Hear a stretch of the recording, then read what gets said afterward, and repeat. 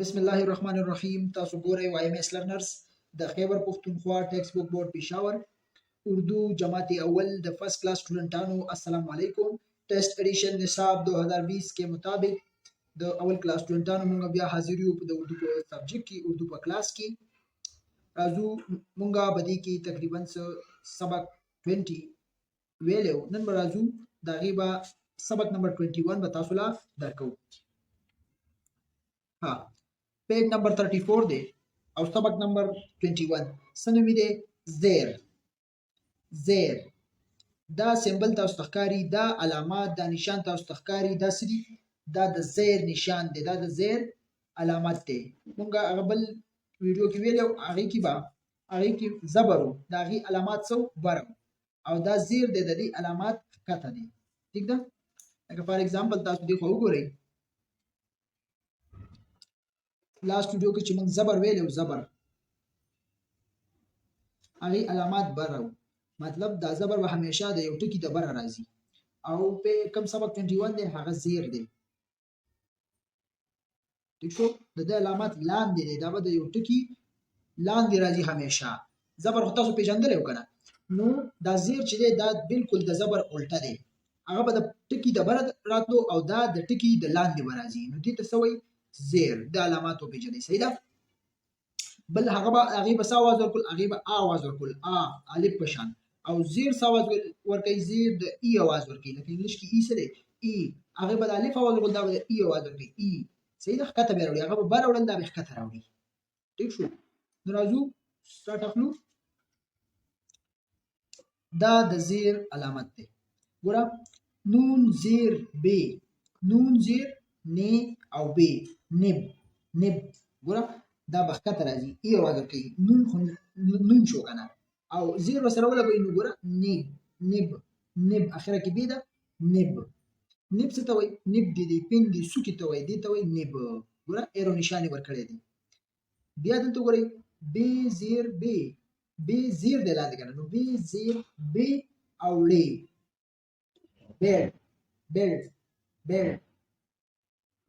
بیل. دلته بی سره دو چشم هم راغلی دا سایلنت لیټر صحیح ده. بی زیر بی او لی بیل، دیتا بیل وي. دا به تاسو څنګه وایي؟ دا به تاسو داسې ډیر ضرب وایي. صحیح ده کنه؟ لکه داسې دوی به نه لکه ګوره نب به نه وایي، نب بیل به نه وایي، بیل دا به داسې وایي. ٹھیک شو؟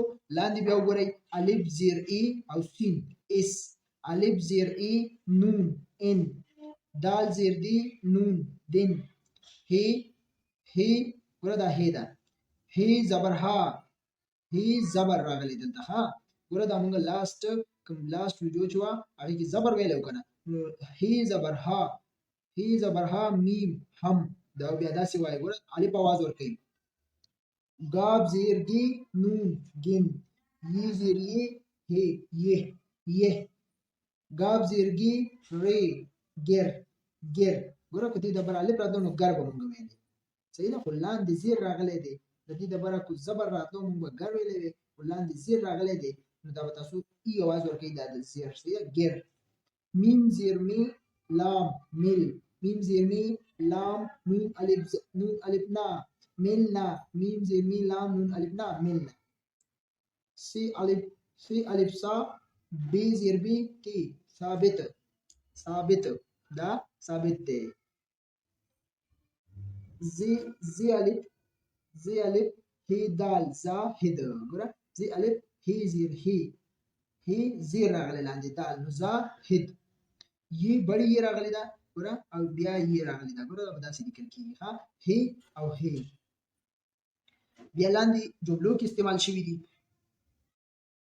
یہ راغلی دا ګوره یہ نب میرا ہے، یہ نون زیر نی بی نب میم یہ ری الف میرا او ہے، یہ نب میرا ہے و دا نب چې دی دا چاره دا زما دی. دال زیر دی نون دن، گاب زیر گی نون گن، لام واو لو دن گن لو. ورځي وای وشماره گن کا گن شمارلو ته وای. وی الف دوا فی زیر فی ری ظافر، دال زیر دی لام دین کاف الف کا صاد الف صا فی صاف هی ظافر دل کا صاف ہے ظافر دا د یو الګ نوم دی و هغه چې دی د زړه نه سره صفا دی ګوره اس ان دن هی هم گن یہ گر مل ملنا ثابت زاہد یہ ہے یہ نب میرا ہے دن گن لو ظافر دل کا صاف ہے راځو نیکسٹ پیج ته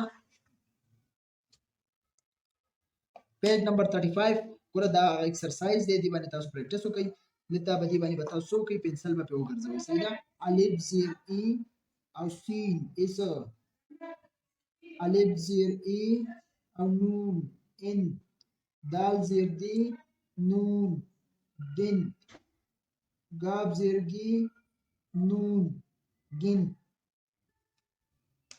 پی زیر پی نون پن میم زیر می لام مل ٹھیک شو بیا بدلته لاندې تاسو هم لیکئ صحیح ده اگر دلته بیا تاسو لاندې په لاینز کې لیکلی شئ